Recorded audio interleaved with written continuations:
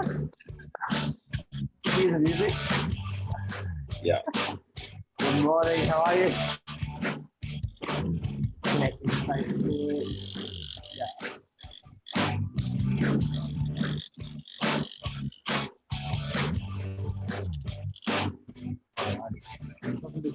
Music that we psyched up for a good old Monday. Good morning, Todd. How you going? Mark, morning minutes. You're sleeping on your money, you idiot. You're sleeping on your money. That's what we're talking about. Why are people Alrighty. sleeping on their money? Why do they sleep on their money? Silly people. Tell us, what does it mean, Mark? What does it mean? Sleeping on sleeping on their money. So, look, it's one of those things that people don't even know they're doing that. And we're fortunate being real estate agents and high volume real estate agents. And when I say high volume, we've got 50 strong agents in our office. We've got 3,000 landlords and tenants that we watch what they do. We've got local solicitors, local accountants that are always tipping our clients in the right direction. So we can actually very easily identify clients that are particularly good with their money, particularly active with their superannuation, or particularly active with their equity. And we're very good at identifying people that are particularly bad. And this morning's segment we wanted to dedicate to identifying what those things are of sleeping on your money and giving you some potentials of what you could do instead of sleeping on your money. Yeah, so let's give an example. Like let's put it this way, say Beacon Hill, Narrowena, traditional home area where you may be someone who's saved up for 5 years, 2 years, whatever, and bought your family home, which is great. That's sort of the Aussie dream. But then you've done that and you've done nothing, say 5 years have passed, 7 years have passed. You're still working away, you've got your home, it's great, you're paying down the mortgage, but there's so much you can do with it where a lot of people just don't understand that it's great to buy the home, but it's when you're buying in an area that has great growth, like Northern Beaches, like in 5 years, 7 years, it's probably most suburbs have gone up 50%. So basically, if you had a mortgage you bought a property for $1 million, it could be now worth 1.25. You paid down a couple $100 grand. There could be about 500 grand in equity, and that's what we mean sleeping on your money. That equity can be used and to buy an investment property. I think a lot of people rely on their super, but there's a lot they can do themselves. Wouldn't you agree, Mark, with using that equity? Yeah, look, I think it's like it's almost like a ball having, like, you know, when you see someone juggling balls in the air. Yeah. Sorry, mate, I got a lot of feedback on your end. I think, you know, or you know, when you see people spinning those twisty things you put on the ground and they twist, and what people often do, and probably people's biggest mistake that I see, is they just work with one thing. They don't rotate 2 or 3 things or 4 things or 5 things at once. So, and let me give you a working example. They will buy a house, they will spend 20 years paying off that house, 25 years or even 30 years paying off the house. Then they will move over to an investment property. Yeah. And that's probably, it is a brilliant thing to do, but it's definitely sleeping on your money. It's definitely the perfect example of your money not working for you. And that's what I see clients that are very good with their money. They actually get their money working for them. So they're not really a slave to their mortgage on their home only.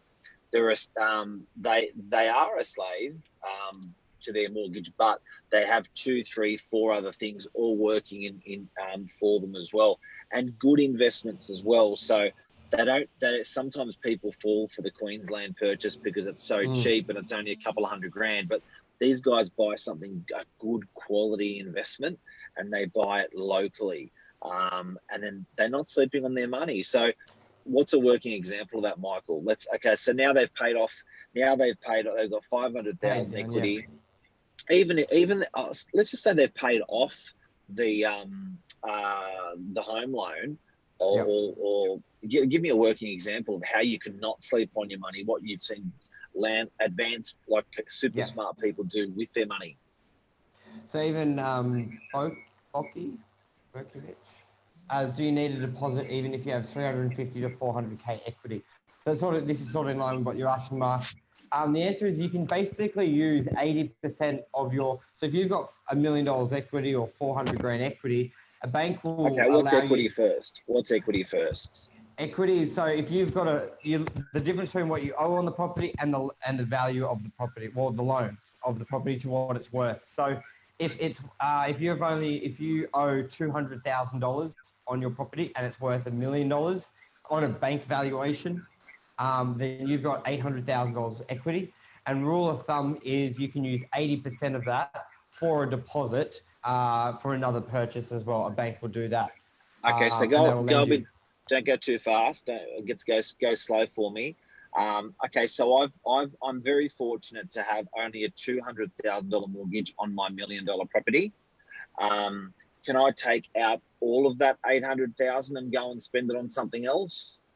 No, only 80%. Okay, so I always have to leave. So I always have to leave 200k in there. Correct. So the bank's happy. Yeah, so the bank's happy. They'll lend you up to 80% of the equity in there. They just like a bit of a room to move on the margin. Okay, I'm a little bit confused. So the $200,000 loan can stay on the property? Yep. So you've still got 200, yeah. Okay, so then I need to have a stake always in that property, so that if the bank ever takes over, the bank's always going to want to see that there is 20% value coverage for them in the case they ever take over. They never want to see if your property is worth $1 million. Right. They don't want to see the debt level ever at $1 million. Or they don't even want to see the 900,000 they will have on that property is 800. 800k. Okay, Yeah. So maximum debt I can have in that property is 800k. Perfect. I already have 200k. Correct. So I have to. So in this situation, I've got how much to play with? 600k. 600. Yep, 600,000. Okay, so I've got 600k. Now that 600k is called free equity that I can move over to purchase something. Correct. So I can't only buy something for 600k. That can be my deposit for the next place. Yes. So depending on, a big thing is the serviceability at the moment, but with a 600 grand deposit, with a decent, yeah, it's basically a 600 grand deposit. You may not even, say if you wanted to buy another $1 million property, generally you only need 20% deposit. So you more than likely, if your income's there, that you don't even have to use all that 600 grand equity. You may only need 300,000, use half of it. And then that would be a 30% deposit on another $1 million property. And your debt level on that would be 700,000 on that property. Okay, so what we're talking about this morning is sleeping on your money. Not to sleep on your money. It's stupid to sleep on your money. How can you not sleep on your money? And we're giving an example of you've got a property worth $1 million and you only owe 200,000. Probably the worst thing you can do is not buy something and continue to pay off your mortgage. That would be what we're regarding this morning as sleeping on your money. Michael, just to be really clear, can we have another example? Give me another dollar figure. So, if we say a property's worth 700,000, so I've got a unit that's worth 700,000. I've got a 2-bedroom unit worth 700,000, and I owe 250,000 on that unit. There's two things there: equity in there, available equity, and there's releasable equity, right? So how much equity do I have if I've got $250,000 loan on a 700? Sorry, let's say 750. So it's really, really easy. 750. Yeah. So now I've got how much equity have I got? I've got 500. Yeah. So you got, okay. So it's worth 750, and you owe 250,000. The equity is 500,000. but the bank Right. won't just give you all of that. So that's a good They word. won't, There's the equity bank won't, and then they won't releasable equity. releasable equity. So they won't let me take out all of that equity because they still want to have some security there that if you go bad, they've got 20% there that they can cover debts and stuff in case they come back for the Correct. unit. So if you're looking at 750 releasable. minus 20%, what's that? Yeah. 150. So that's 600 grand. And then you Yeah. have debt of 250. You've got what's that? 200, 600, 250, 250,000 in equity. So 150. So I think it's 250,000 releasable. Sorry. 140 Yeah, off. 250. I think it's 140 off the 500 if I'm right. I'm thinking, yeah, Yeah, doing a 360. couple things on. So it's about 350 grand of releasable equity. Correct. Now I can release that and use as a deposit on another place. Yes. So then, once again, you've got to balance it up where you, depending what you've got and how it's structured, you may want a higher. So if you got the family home, even though you can pull out that full 300, you may want to keep, depending the investment. Mark, would you prefer to have a lower debt on your investment or your family home? So on that example of 300,000 equity, would you pull it all over to buy another property for 700,000, or would you use the minimum amount that's releasable? Look, I think if you're buying an investment property, it's fantastic. This country, New South Wales, where we've got negative gearing, so Yes. you actually get rewarded with tax incentives by having investment properties. Those investment properties, when you buy it, believe it or not, you don't want to load up your home because it's not tax deductible with debt. You want to load up your investment property with debt. So we're looking at that principle. That then means, to answer your question, you want to borrow as much as you can, which means you want to take out as least as you have to out of your equity, your releasable equity in your home. Now, Michael, the thing that I get really excited about and about not sleeping on your money, which is what this morning's about, the thing I get really excited about is fundamentally whatever you buy in Sydney at the moment is going to be cash flow positive. I've been an agent for almost 30. Yeah, I've been an agent for almost 30 years. I've never seen interest rates this low. And what that means to people that are buying an investment property, they don't have to support that investment property. You do the paperwork up front and you do what we're suggesting. I think you may find, but if you fix your interest rates for a long period, even, I think you may find that you don't have to put anything out of your pocket.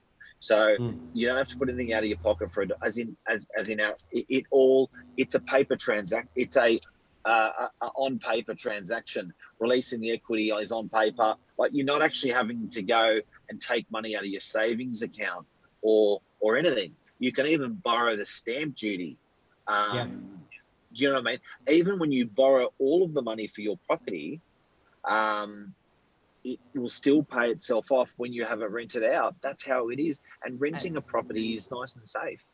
Yeah, and I think the big principle is like what you're saying about you buy your family home and you pay it off over 20 years. Let's say it goes up, it doubles. It's worth 2 million if it bought it for $1 million. But the whole thing about while you're active and working between, say, 25 to 50, putting that pressure on yourself to extend and buy more property. Because if you got that home for $1 million and then you buy 2 more apartments, let's just say they're $500,000, and then in 20 years they're both worth $1 million. You've now got $3 million of worth of property, and then and then if you want to retire, you sell it all. So about having those wheels spinning, it's like you've got your super, you're working, getting income, but then you've got property, family home, but then you've got investments, and they're all generating. And you're at your maximum earning sort of capabilities, I think, between 45 to sort of 50, 55. So at that time, you want to have all your discs spinning. At that time, you want to have all of your balls in the air that you're juggling. You don't want to be juggling a shitload of investment properties when you're 65. And that, you know what I mean? So you want to be able to be selling a couple of these apartments, paying down all of your debt, because you've got some apartments to pay down debt. So don't sleep on your money now. if you can borrow the money today and you can buy on paper, doesn't affect your cash flow, doesn't draw any money out of your savings accounts. If you can do that now, it just means you're setting yourself up for a more comfortable retirement. And we haven't even really talked about superannuation, which is another sleeping giant. Yep.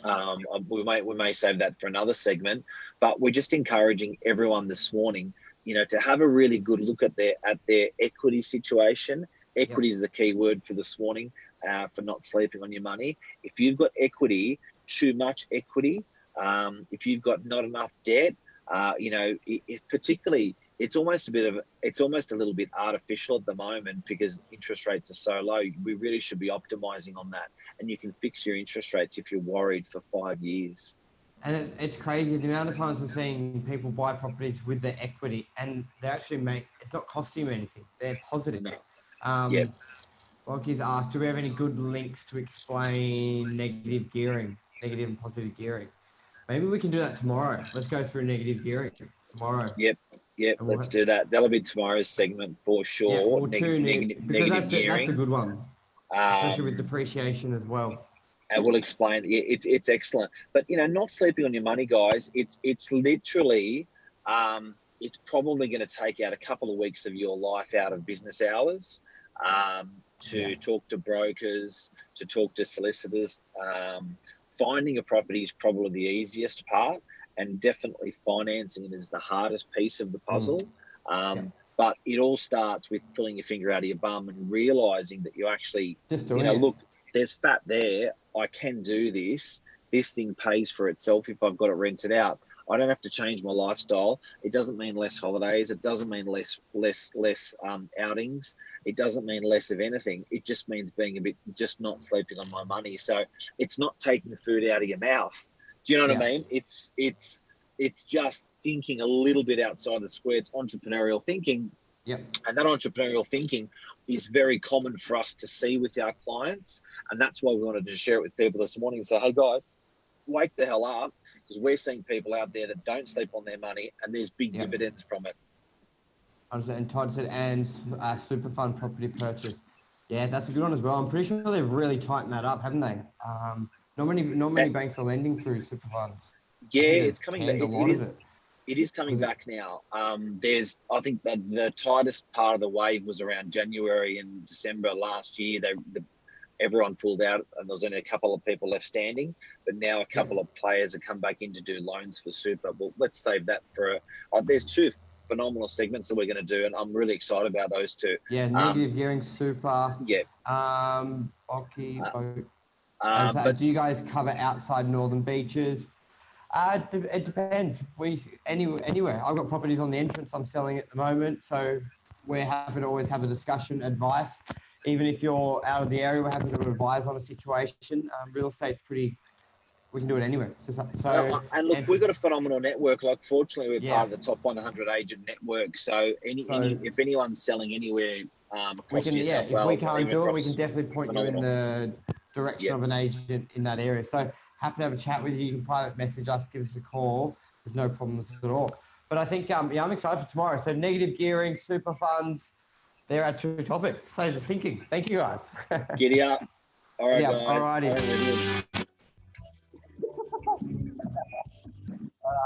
Cheers. See ya, mate. Cheers, everyone. See ya.